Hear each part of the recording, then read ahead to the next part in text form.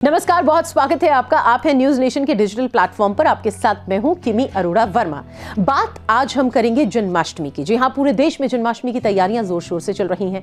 आप भी जन्माष्टमी की तैयारियां कर रहे होंगे और हम भी कर रहे हैं। लेकिन जन्माष्टमी है कब? क्या आप भी इसी बात को लेकर असमंजस में हैं? कंफ्यूजन है आपको? तो चलिए आपकी इस परेशानी को हम दूर कर देते हैं।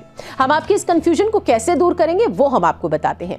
दरअसल धार्मिक मान्यताओं के मुताबिक जन्माष्टमी के दिन भगवान कृष्ण का जन्म हुआ था। सबसे पहले इस बीच आपको यह बताना जरूरी हो जाता है कि भगवान श्री कृष्ण अष्टमी तिथि के साथ साथ रोहिणी नक्षत्र में पैदा हुए थे और जन्माष्टमी का पर्व चाहे किसी भी तिथि में हो, किसी भी तिथि में मनाया जाए, लेकिन कृष्ण के जन्मोत्सव में रोहिणी नक्षत्र का सर्वमान्य होना बेहद जरूरी है, क्योंकि इसी नक्षत्र में मथुरा नगरी में असुर राज कंस के कारागार में देवकी की 8वीं संतान के रूप में भगवान श्री कृष्ण का जन्म हुआ था। और इसीलिए जन्माष्टमी का उत्सव रोहिणी नक्षत्र में ही मनाने की परंपरा है और रोहिणी नक्षत्र इस बार 18 अगस्त को है। तो हम आपको यह भी बताना चाहेंगे कि श्री कृष्ण जन्माष्टमी का त्योहार हर साल भाद्रपद महीने के कृष्ण पक्ष की अष्टमी तिथि को मनाया जाता है।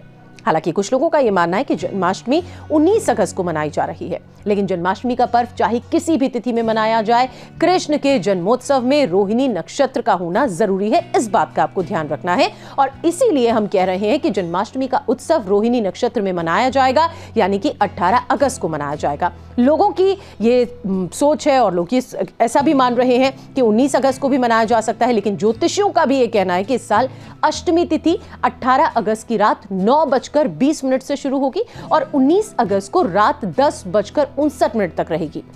साथ ही निशीथ पूजा का यहां पर जिक्र करना जरूरी हो जाता है। इस पूजा की जो अवधि है वो है 18 अगस्त को रात 12:03 से लेकर 12:47 तक। ऐसे में पूजा करने के लिए कुल 44 मिनट का समय मिलेगा आपको। भगवान श्री कृष्ण का जन्म अष्टमी तिथि को रात 12 बजे हुआ था, तो ये योग 18 अगस्त को ही बन रहा है, यानी कि साफ है कि 18 अगस्त को ही जन्माष्टमी मनाई जाएगी। हालांकि 19 अगस्त को पूरे दिन अष्टमी तिथि रहेगी और इस तिथि में सूर्योदय भी होगा। लेकिन धार्मिक दृष्टि से अगर हम देखें तो श्री कृष्ण का जन्म अष्टमी तिथि को रात 12 बजे हुआ था। ऐसे में यह पर्व 18 अगस्त को ही मनाया जाएगा।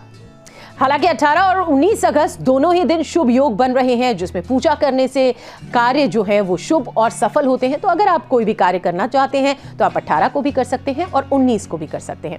इस बीच आपको ये बताना जरूरी हो जाता है कि जन्माष्टमी पर श्री कृष्ण को आप किन चीजों का भोग लगा सकते हैं। सबसे पहली चीज आती है श्री कृष्ण के यानी कि लड्डू गोपाल के माखन की। माखन और मिश्री दोनों ही चीजें श्री कृष्ण को कितनी प्रिय हैं वो भी आप जानते हैं। ऐसे में जन्माष्टमी के दिन भगवान श्री कृष्ण को इन दोनों ही चीजों का भोग लगाना बहुत जरूरी है। हाँ, इसमें तुलसी के पत्ते डालने ना भूलें। धनिया पंजीरी दूसरी चीज। जन्माष्टमी के दिन भगवान श्री कृष्ण को धनिया पंजीरी का आप भोग लगा सकते हैं और इसके लिए धनिया पाउडर में आप ड्राई फ्रूट्स डाल सकते हैं, जैसे कि काजू, बादाम, मिश्री, घी को मिलाकर आप मिक्स करें। इसमें भी आप तुलसी के कुछ पत्ते डाल दीजिए और कान्हा को भोग लगाएं।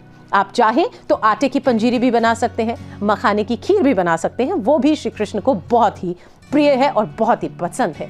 इसके साथ साथ पंचामृत बहुत जरूरी हो जाता है। जन्माष्टमी पर पंचामृत के बिना भगवान श्री कृष्ण की पूजा अधूरी मानी जाती है और इसे भी आप प्रसाद के रूप में रख सकते हैं। तो उम्मीद करते हैं कि आपकी कंफ्यूजन जो होगी तारीख को लेकर और साथ ही साथ भोग क्या लगाएं आप अपने लड्डू गोपाल को, श्री कृष्ण को जन्माष्टमी के दिन, उम्मीद करते हैं कि आपकी सभी कंफ्यूजन्स हमने अपनी इस वीडियो के जरिए दूर की होंगी। चलिए फिलहाल आज के लिए बस इतना ही। कल फिर हाजिर होंगे एक नए वीडियो में। हाँ, अगर आपने हमारा ये चैनल सब्सक्राइब नहीं किया है तो देर मत कीजिएगा, जरूर सब्सक्राइब करें और ज्यादा से ज्यादा संख्या में हमसे जुड़ने की कोशिश करें। फिलहाल के लिए बस इतना ही। शुक्रिया।